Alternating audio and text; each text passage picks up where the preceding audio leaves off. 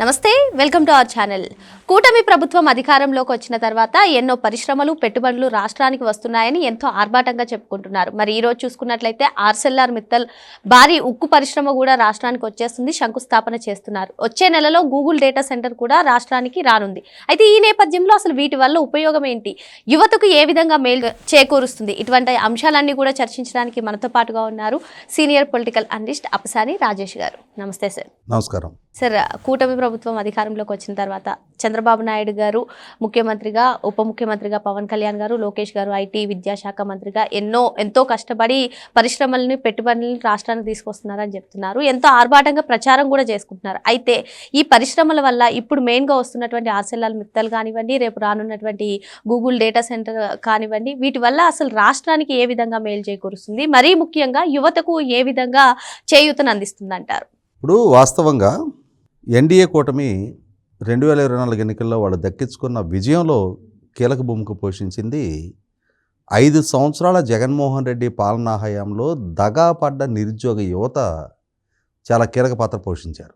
ఎందుకంటే 2019 ఎన్నిక నాడు విజయం దక్కించుకోవడానికి ఆ రోజు జగన్మోహన్ రెడ్డి యువతను లక్ష్యంగా చేసుకొని యోబేరి అని చెప్పని యూనివర్సిటీలు కాలేజీల్లో సదస్సులు ఏర్పాటు చేసి ఒక్క ఛాన్స్ నాకు ఇవ్వండి, మెజార్టీ ఎంపీ స్థానాలు నాకు ఇవ్వండి, నేను కేంద్రంలో అధికారంలో ఎవరున్నా వాళ్ళ మెడలోంచి ప్రత్యేక హోదా సాధిస్తా, ప్రత్యేక హోదా కనుక సాధించిన పక్షంలో ఆ ప్రత్యేక హోదా ద్వారా మనం అందించే వెసులుబాట్లు పుణ్యాన ప్రపంచవ్యాప్తంగా ఉన్న పారిశ్రామికవేత్తలందరూ మన దగ్గరికి వచ్చి పెట్టుబడులు పెడతారు, మనం సిఏఏ కన్వెన్షన్స్ దావోస్ పర్యటనలు కూడా చేయాల్సిన నెస్టీ లేదు.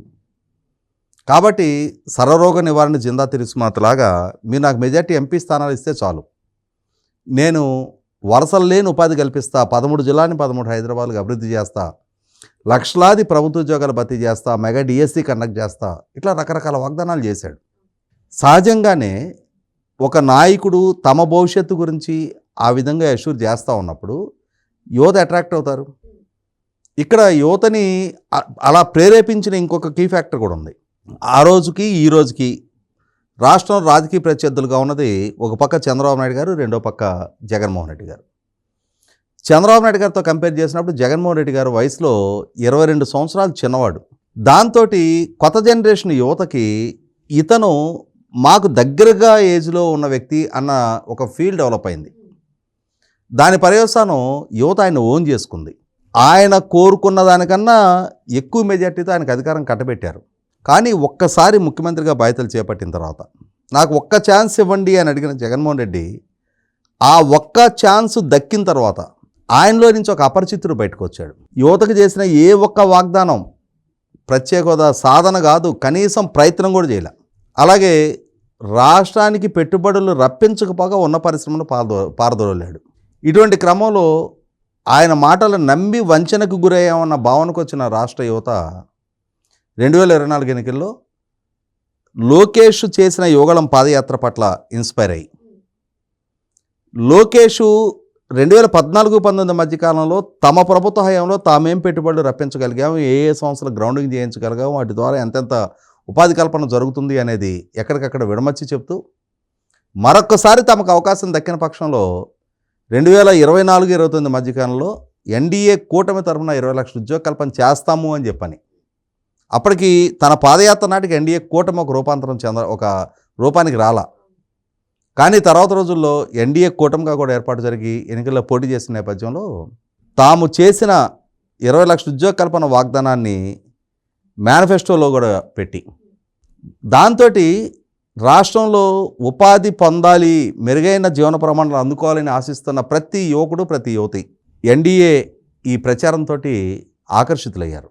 ఇవాళ ఒక యువకుడో ఒక యువతో పలానా పార్టీ వల్ల మా భవిష్యత్తు సెక్యూర్ అవుతుంది అని ఒక నమ్మకానికి వాళ్ళు వచ్చారు అని అంటే వాళ్ళ వెనక వాళ్ళ ఫ్యామిలీస్ ఉంటాయి, వాళ్ళ బంధుమిత్రులు ఉంటారు, వాళ్ళ స్నేహితులు ఉంటారు, వాళ్ళందరినీ కూడా వాళ్ళు ఇన్ఫ్లుయెన్స్ చేయగలుగుతారు.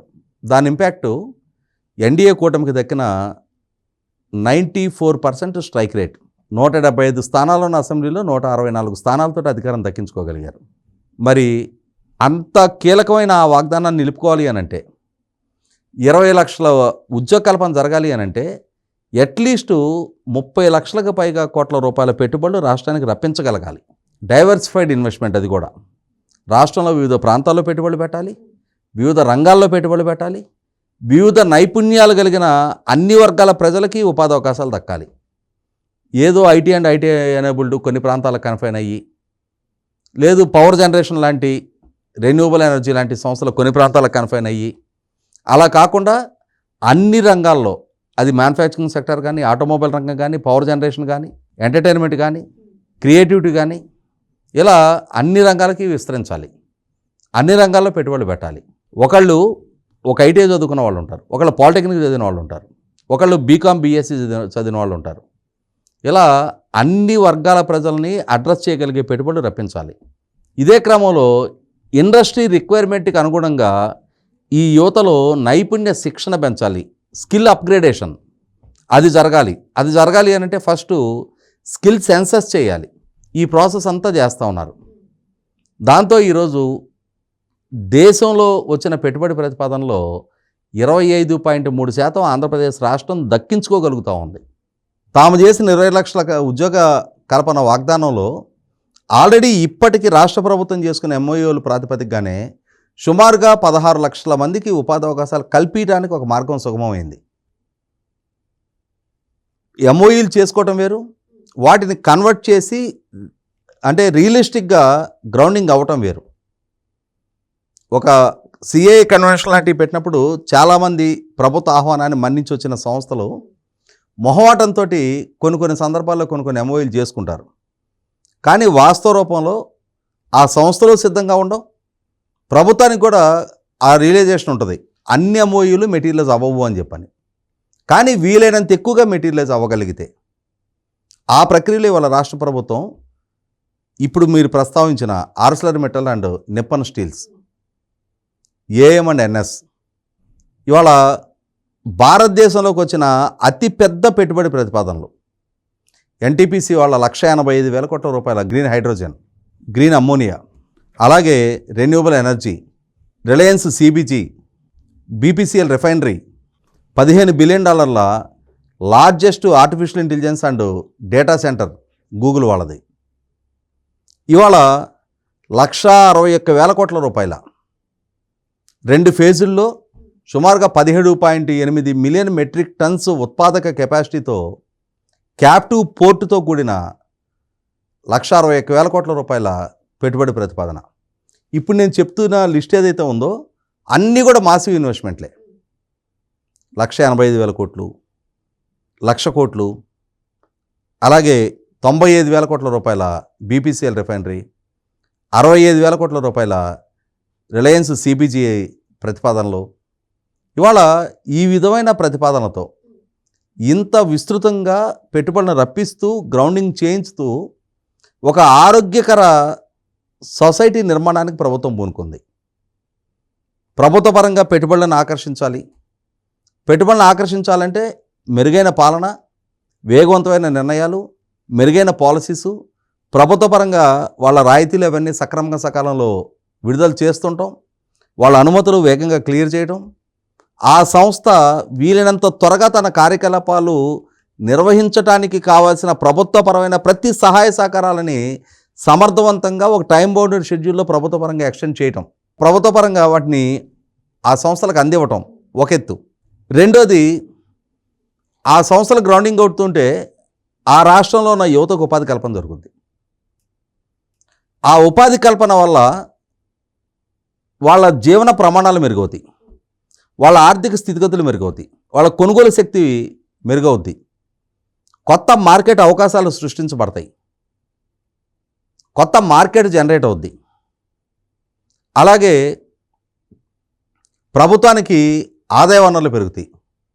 ప్రభుత్వానికి ఆదాయ వనరులు పెరిగాయనుకో, జగన్మోహన్ రెడ్డి నుంచి వారసత్వంగా దక్కిన ఆర్థిక విధ్వంసం నుంచి కొంత బయటపడటానికి ఆస్కారం ఉంటుంది. అదే క్రమంలో ప్రభుత్వానికి మెరుగైన ఆదాయం సమకూరితే మరింత మెరుగ్గా సంక్షేమాన్ని అందించడానికి ప్రభుత్వానికి వెసులుబాటు దక్కుద్ది, ఇన్ఫ్రాస్ట్రక్చర్ క్రియేట్ చేయడానికి. అలాగే ఇవాళ 20 లక్షల మంది ప్రభుత్వం ఆశిస్తున్నట్టుగా, తాను అష్యూర్ చేస్తున్నట్టుగా 20 లక్షల మందికి పొటెన్షియల్ ఎంప్లాయ్మెంట్ కల్పించబడింది అనుకో, దాని ద్వారా డిపెండెంట్ ఎకానమీ అంటారు, ఇండైరెక్ట్ ఎంప్లాయ్మెంట్ ఇంకొక 50-60 లక్షల మందికి దక్కడానికి ఆస్కారం ఉంటుంది. రాష్ట్రంలో ఇప్పటికే ఉపాధి అవకాశాలు వ్యవసాయ రంగమా, సర్వీస్ సెక్టరా, మ్యానుఫ్యాక్చరింగ్ సెక్టరా, ఏదో ఒక రంగంలో ఉపాధి అవకాశాలు దక్కుతున్న వాళ్ళకి అదనంగా ఇంకొక 60-70 లక్షల మందికి మెరుగైన జీవన ప్రమాణాలతో కూడిన ఉపాధి అవకాశాలు దక్కాయి అనుకో, దాని ఇంపాక్ట్ ఇందాక నేను చెప్పినట్టుగా ఒక ఆరోగ్యకర సమాజ నిర్మాణానికి దోహదం చేస్తుంది. ఆర్థిక పరిపుష్టితో కూడిన ఒక కొత్త మార్కెట్ పొటెన్షియాలిటీ పెరుగుద్ది, మార్కెట్ ప్రాస్పెక్ట్స్ పెరుగుతాయి, ట్యాక్స్ రెవెన్యూస్ పెరుగుతాయి, వెల్త్ జనరేషన్ జరుగుద్ది. మనం అనంతపూర్ జిల్లాలో కియా ప్లాంట్ ఏర్పాటు అవ్వకముందు పెనుగొండ నియోజకవర్గ వ్యాప్తంగా దుర్భిక్ష ప్రాంతం అక్కడ. అటువంటి దగ్గర ఒక్క ఫారిన్ డైరెక్ట్ ఇన్వెస్ట్మెంట్ ఆనాటికి భారతదేశంలోకి వచ్చిన లార్జెస్ట్ ఎఫ్డిఐ ఇది. ఆ ఎఫ్డిఐని అనంతపూర్ లాంటి ఒక దుర్భిక్ష ప్రాంతంలో గ్రౌండింగ్ చేయించారు. దాని ఇంపాక్ట్ ఇప్పుడు ఆ ప్రాంతానికి వెళ్తే ఒకనాడు మనం చూసిన ఎండమామూలు దోలే ప్రాంతాలు ఇవేనా అని చెప్పని అనిపిస్తుంది మనకి. మరి అటువంటి దగ్గర ఇన్ని లక్షల కోట్ల రూపాయల పారిశ్రామిక పెట్టుబడి ప్రతిపాదనలు రాష్ట్రంలో గ్రౌండింగ్ అవుతూ ఉంటే, తద్వారా లక్షలాది మంది యువతకి ఉపాధి అవకాశాలు కల్పించబడుతూ ఉంటే, ఎంత ఉపాధి అవకాశాలు మెరుగుపడితే, ఎంతగా ఆదాయ వనరులు పెరిగితే, ఎంతగా కొనుగోలు శక్తి పెరిగితే అంతగా అర్బనైజేషన్ ప్రక్రియ బిగిన్ అవుద్ది. ఎప్పుడైతే మోర్ అర్బనైజేషన్ అనేది మోర్ వెల్త్ జనరేట్ చేస్తుంది. కాబట్టి ప్రభుత్వం తీసుకుంటున్న నిర్ణయాలకు అనుగుణంగా పారిశ్రామికవేత్తలు కూడా స్పందిస్తున్న నేపథ్యంలో ఇవాళ ఆర్సెలర్ మిట్టల్ లాంటి అతి భారీ పరిశ్రమ ఇవాళ 2 ఫేజుల్లో, ఫస్ట్ ఫేజ్లో 2029 నాటికి 7.2 మిలియన్ మెట్రిక్ టన్స్ ఉత్పాదక కెపాసిటీ, ఆ తర్వాత 2033 నాటికి ఇంకొక 10.6 మిలియన్ మెట్రిక్ టన్స్ అడిషనల్గా యాడ్ అవుతుంది. ఈ సంస్థ వాళ్ళు ఒక పెట్టుబడి ప్రతిపాదనతో రాగానే రాష్ట్ర ప్రభుత్వం కూడా అంతే వేగంగా సమర్థంగా స్పందించి ఎన్ఎండిసి నుంచి వాళ్ళకి కావాల్సిన ఐరన్ ఓర్ కేటాయింపు విషయంలో తెలుగుదేశం పార్లమెంటరీ పార్టీ రాష్ట్ర ప్రభుత్వ ప్రతినిధులుగా కేంద్ర ప్రభుత్వంతో సంప్రదించి వాళ్ళకి కావాల్సిన కేటాయింపులు చాలా వేగవంతంగా పూర్తి చేయించి ఇవాళ ఈ కంపెనీ గ్రౌండింగ్ అవుతూ ఎప్పుడో దశాబ్దాల క్రితం Visakhapatnam steel plant public sector రంగంలో ఎస్టాబ్లిష్ అయింది.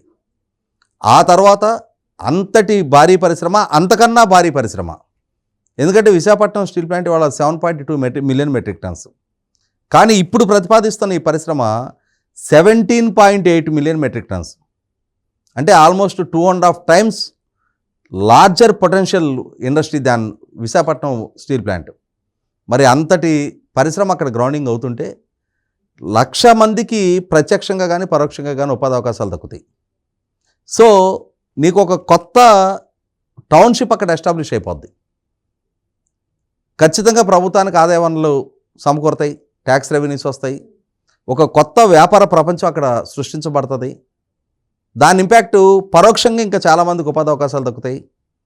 కాబట్టి ఈ ఆర్సెలర్ మిట్టల్ ఈ పెట్టుబడి అనేది రాష్ట్ర యువత భవిష్యత్తును సుస్థిరం చేయడంలో ఒక మేలు మలుపు కాబోతూ ఉంది. ఎందుకంటున్నానంటే 20 లక్షల ఉద్యోగ కల్పన అష్యూరెన్స్లో 1,00,000 మంది ఈ కంపెనీనే ఎంప్లాయ్మెంట్ క్రియేట్ చేయగలుగుతూ ఉంది. అంటే 5% ఆఫ్ గవర్నమెంట్ అష్యూరెన్స్ ఈ కంపెనీనే ఫుల్ఫిల్ చేస్తూ ఉంది. కాబట్టి ఇటువంటి ప్రతిష్టాత్మక సంస్థ గ్రౌండింగ్ అవడం ద్వారా దీన్ని ఒక కేస్ రెఫరెన్స్గా చెప్పుకొని మా రాష్ట్రంలో ఇంత పెద్ద పరిశ్రమ పలానా బ్రాండ్ పలానా కంపెనీ ఎస్టాబ్లిష్ చేసింది, పెట్టుబడి ప్రతిపాదన మా రాష్ట్రంలో గ్రౌండింగ్ అయింది అనేది మిగిలిన సంస్థల దగ్గర కూడా ఒక కేస్ రెఫరెన్స్గా ఉంటుంది. కాబట్టి ఇది రాష్ట్ర బ్రాండింగ్ని పెంచే నిర్ణయం, రాష్ట్ర ఆర్థిక ముఖచిత్రాన్ని మార్చే నిర్ణయం, రాష్ట్ర యువత భవిష్యత్తు సుస్థిరం చేసే నిర్ణయం, ఎన్డీఏ కూటమి ఎన్నికలకు ముందు చేసిన వాగ్దానాన్ని నిలుపుకోవడానికి చాలా కీలకమైన నిర్ణయం. మరో అంశంతో మళ్ళీ కలుద్దాం. Thank you sir.